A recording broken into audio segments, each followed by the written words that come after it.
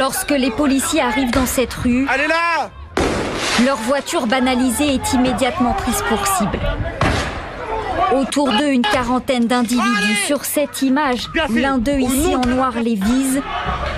Oh, ils vont faire un strike. C'est un tir de mortier d'artifice lancé à bout portant. Les policiers à l'intérieur ont juste le temps de s'échapper. Ils sont extrêmement choqués. C'est des fonctionnaires qui sont très aguerris. Ça fait pas mal d'années qu'ils travaillent en brigade anticriminalité.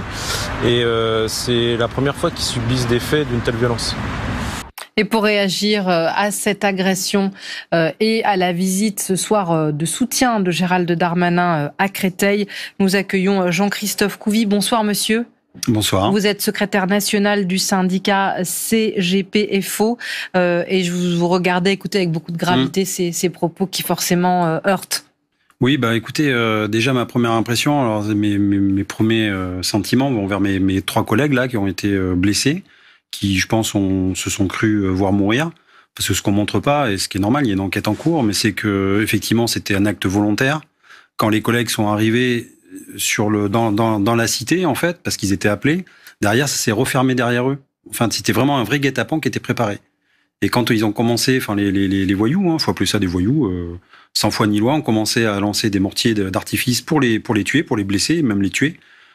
Puisque le véhicule a pris feu. Et Gérald Darmanin dit que quand on utilise ces mortiers d'artifice, c'est pour blesser très gravement ou tuer. Très gravement, à bout portant, un mortier d'artifice, dedans, il y a de la TNT, hein, donc oui, c'est fait pour tuer. Et quand les collègues sortent du véhicule parce qu'ils sont en train de brûler, faut savoir que tous les jeunes, là, on entend dire les jeunes du quartier, sont venus pratiquement pour les achever. Donc les fonctionnaires de police ont dû se réfugier dans la voiture qui était en feu pour partir en 4e vitesse. C'est ça la réalité, en fait. Et ce qui me choque le plus, c'est d'entendre derrière... ce qu'on a entendu. Voilà, ce qu'on a entendu en disant que c'était normal et que c'était la seule façon, entre guillemets, que la police avait bien cherché. Avait cherché quoi? À venir sur un territoire de la République? Bah moi, je me pose des questions quand même. Le ministre de l'Intérieur était auprès de vos collègues ce soir à Créteil en signe de soutien.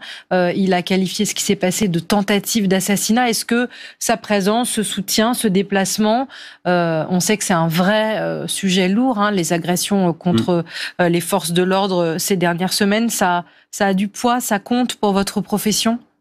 Alors ça compte, oui. De toute façon, s'il n'était pas venu, on aurait dit où est le ministre de l'Intérieur. Il vient, ça fait aussi polémique en disant il vient, mais il vient faire un peu du racolage. Bon, on peut pas empêcher à M. Darmanin, à chaque fois qu'il y a quelque chose contre les forces de l'ordre, c'est vrai qu'il est toujours à nos côtés, il voit les familles, ça c'est indéniable. On apprécie, tous les fonctionnaires de police apprécieront que leur ministre de l'Intérieur vienne se recueillir auprès d'eux. Maintenant, c'est le jour d'après. C'est-à-dire que c'est bien que les ministres de l'Intérieur qui se succèdent viennent nous voir, ou viennent voir les collègues à leur chevet, entre guillemets, d'hôpital, mais derrière, qu'est-ce qu'il y a? On refait des faits divers encore? Vous comptez, vous espérez quoi? On va écouter Gérald Darmanin qui a parlé dans un instant du budget de son ministère. La loi sur la sécurité globale, elle devrait être représentée, mais elle a été retoquée sur plusieurs points par les sages. Les caméras piétons ont commencé à être utilisés à Tourcoing, je crois. Est-ce que on est quand même dans une dynamique qui va vers une prise en... Il y a l'observatoire aussi qui a été... l'observatoire de la réponse pénale qui a été mis en place. Est-ce que ces différents dispositifs sont une réassurance pour vous ou c'est des mesures qui, pour l'instant, restent sur le papier? Vous savez, c'est des mesures qui sont arrivées à notre initiative puisqu'on a... Ça vous a pas échappé que l'année dernière, les policiers étaient vraiment au bout du rouleau. On a demandé à faire le Beauvau de la sécurité pour justement parler des problèmes qui fâchent et mettre la police vraiment faire un niveau qu'on appelle ça d'analyse sur l'état des lieux de la police nationale, qui était vraiment au niveau dramatique. Donc tout ça, en fait, c'est les premiers soubresauts de ce qu'on travaille, notamment avec le Beauvau de la sécurité. Donc ça arrive, on est content que ça arrive. Manque de bol, c'est jamais trop tôt, mais bon, on espère que ça va vite prendre fruit. 1 milliard d'euros, c'est vrai que c'est un cadeau, on le prend, on ne sait pas encore comment vraiment ça va être transformé, on nous dit dans du matériel, dans les caméras. Les caméras, pour nous, c'est un plus parce qu'on va pouvoir aussi peut-être expliquer quel est notre métier, nous dédouaner de temps en temps quand on nous accuse à tort, et donc c'est peut-être un plus pour nous. Voilà. Et on espère même que quand on va faire des contrôles d'identité, on va pouvoir aussi montrer à qui on a affaire en face de nous, si on se fait réellement insulter ou si on invente des choses, comme on peut nous taxer de temps en temps. Alors, Alors, la sécurité, et puis aussi, ce qui fait aussi réagir dans vos rangs, c'est sans doute le fait qu'on va avoir recours beaucoup à vous dans le contexte de la crise sanitaire. On a vu aujourd'hui, à l'instant, à 23h, sur la côte Fleurie, les restaurateurs qui essayent tant bien que mal de faire respecter le pass sanitaire. On voit que dans les lieux de loisirs, c'est confirmé par le Conseil constitutionnel. Votre syndicat et votre profession redoute-t-elle cette charge de travail supplémentaire? On sait que des fois, c'est tendu vos effectifs, justement, simplement pour assurer la sécurité. C'est quoi votre analyse de cela? Notre analyse, effectivement, c'est que on nous pond des lois. Alors, on comprend que l'heure est grave. On comprend qu'à chaque fois qu'il y a un souci, on fait le 17 et la police est toujours présente pour des charges de travail. Et à chaque fois, on leur dit la même chose. On dit on veut bien, mais avec quels effectifs? Là, pour l'instant, on travaille tous à flux tendu. On a plein d'autres missions vraiment endogènes et qui nous posent des problématiques. Regardez hier soir, voilà, pendant que les effectifs sont pris à partie dans des cités, je pense qu'on n'a pas le temps d'aller contrôler des restaurateurs.